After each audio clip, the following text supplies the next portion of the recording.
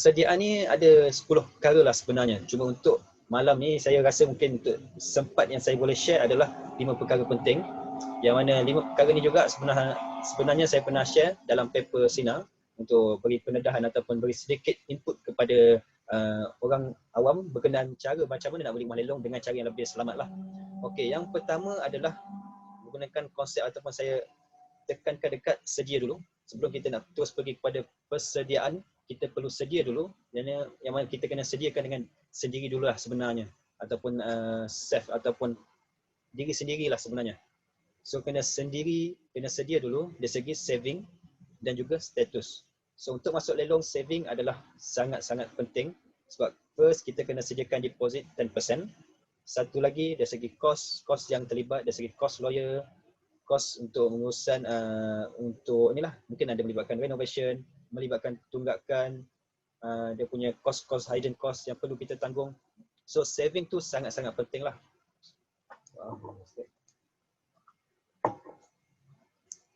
Okay, so selain saving, bagi anda yang nak beli hartanah secara loan, benda yang paling wajib juga yang anda perlu cek adalah status kelayakan. Status kelayakan loan ni bergantung pada individu. Dia tidak sama antara satu orang dengan satu individu yang lain lah. Mana status keuangan setiap orang tu, dari segi gaji dia adalah berbeza, dari segi komitmen bulanan juga adalah berbeza. So, make sure kena cek daripada awal status kelayakan loan. Jangan beli tanah lelong, bila dah berjaya beli baru nak tahu dia punya status kelayakan loan tak. Sebab benda ni ataupun perkara berkenaan status kelayakan loan anda boleh semak ataupun anda boleh kena pasti daripada awal. Macam contoh, anda boleh buka daripada ada portal untuk Allahumma salli Muhammad. Ada portal yang sediakan untuk cek anda punya sitos. Ada sitos sikis, dia ada satu firm lah yang anda just bayar dalam berapa ringgit untuk dapatkan dia punya report. So dalam report tu anda boleh cek anda punya status kewangan dari segi bayaran bulanan dengan bank yang sedia ada, okey ataupun tidak. Sebab kalau ada sangkut ataupun anda ada masalah dekat sikis punya report, so bila ada masalah dari segi 2 bulan tak bayar ataupun 3 bulan tak bayar, so itu memang sangat-sangat merisikokan anda kalau sekiranya anda beli rumah lelong. Sebab bila tak lulus loan, ada masalah lah sebabkan reject kat situ. So memang kena elakkan daripada awal. Kalau anda kata benda tu ada, kena tutup dulu ataupun kena cantikkan dulu report sikis, barulah kita masuk lelong. Kalau ada melibatkan sitos, so biar clear dulu sitos, barulah masuk lelong. Jangan benda tu dapat tahu lepas berjaya beli rumah lelong. Sangat-sangat berisiko. Sebab satu, deposit yang kita dah bayar dekat bank, kita tak boleh dapat balik. Deposit 10%, anda kata kita tak lulus loan, so deposit tu akan burn. So elakkan daripada awal benda tu. Sebab bukan senang untuk kita kumpul deposit 10%, ambil masa bertahun-tahun, takkan kita nak hanguskan macam tu je. Biarlah kita laburkan sikit dengan berapa amount, 20 ke 30 ringgit untuk semak ataupun kenal pasti kelayakan kita punya loan. So kalau yang mana nak mampu beli secara cash, kalau cash tu tak ada masalah. Kalau cash tu tak ada masalah yang sangat besar lah. Dia punya proses tu lagi mudah. So proses tu lagi cepat dan lagi pantas lah kalau nak beli rumah lelong. Okay, so yang kedua dari segi sedia, E adalah experience ataupun pengalaman. Yang mana dalam lelong sebaiknya anda dapatkan pengalaman sedikit dengan cara mencari ilmu ataupun dapatkan perkongsian daripada orang lain. Atau macam contoh anda join pada malam ni, sekurang-kurangnya anda boleh dapat dia punya gambaran ataupun anda dapat sedikit input ataupun info berkenaan cara macam mana nak beli tanah lelong. Okay, so dapatkan pengalaman daripada orang lain ataupun guide daripada orang lain itu lebih mudahlah untuk anda membeli. Okay, dan seterusnya adalah D, iaitu direction. Direction ni adalah tujuan. So setiap orang dia ada tujuan dia. Macam apa tujuan dia nak beli hartanah? Apa tujuan dia nak beli rumah? Okay, kalau anda kata anda beli hartanah lelong ni, tujuan dia untuk invest ataupun untuk buat pelaburan. So bila nak invest, dia ada calculation ataupun kaedah beli tu, dia sedikit berbeza nak bandingkan dengan orang yang nak beli untuk duduk. Sebab kalau beli untuk duduk, dia ada tujuan ataupun dia punya cara pengiraan ataupun tujuan tu sangat berbeza lah sebenarnya. Kalau beli untuk duduk, anda kata dia bid lawan sampai dekat dengan harga market pun, ikutkan sebenarnya tak ada masalah. Sebab dia memang tujuan dia beli untuk duduk. Lain dengan nak beli untuk invest. So beli untuk invest ni dia tahu dia nak target adalah keuntungan. Beli ni untung ataupun tak. Anda kata beli dengan harga sama dengan harga market ataupun dekat dengan harga market, so maksud dia beli yang tak menguntungkan. So direction investment ataupun beli untuk duduk sendiri tu sangat-sangat penting lah untuk kita buat persediaan. Okey, yang seterusnya adalah I. I itu adalah invest. So invest di sini. Adalah ada raise hand tak? Allahumma salli ala Muhammad.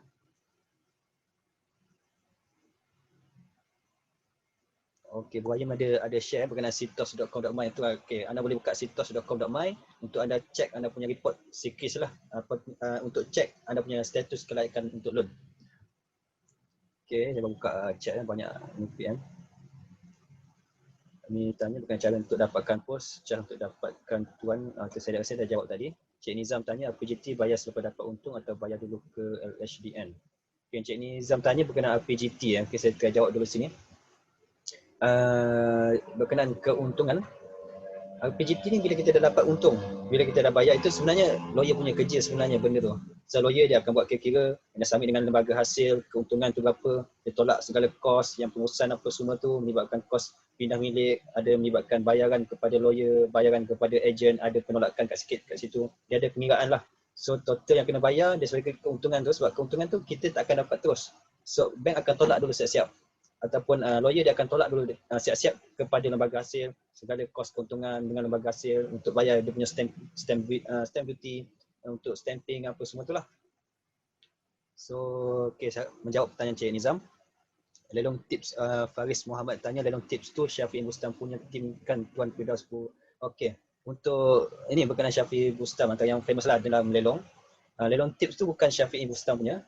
Yang tu kalau Syafi'i dia ada buka dia punya portal apa ni untuk listing lah, dia ada listing Allahumma salli Muhammad. Listing lelong, saya ingat saya dia punya portal listinglelong.my, khas untuk dia punya itulah listing. Dia punya konsep yang sama, siapa yang nak dapatkan listing detail kena langgan lah dekat dia punya portal tu. Yang lelong tip ni dia ada satu company, dia bukan under Syafi'i punya lah secara mudah dia apa. Maksudnya ada syarikat lain lah sebenarnya yang sediakan lelong tips tu. Okey, Bu Ayam tanya pasal sitos.com.my. Okey. Okay, so saya tutup dulu chat agak tak terlepas. Okay, so saya back balik pada slide. Okay, apa dah tadi? Direction dengan tujuan, okay.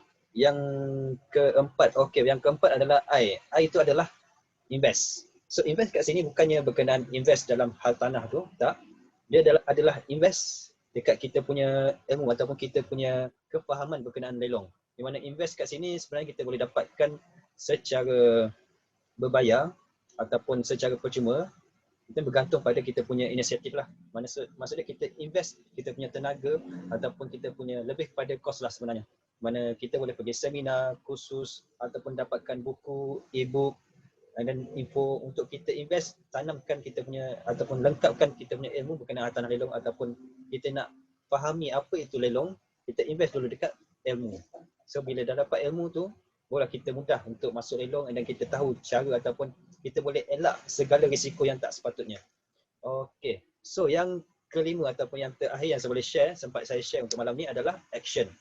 Di mana action adalah tindakan.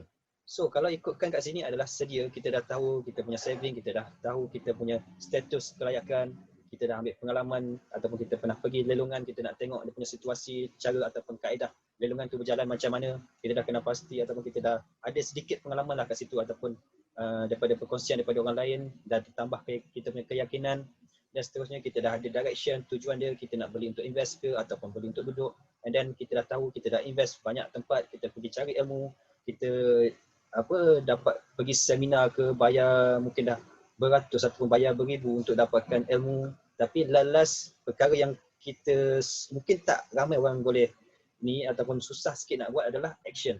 So benda yang kita dah buat sebelum ni akan jadi sia-sia andai kata kita tidak ada action. So itu secara ringkas lah berkenaan konsep persediaan.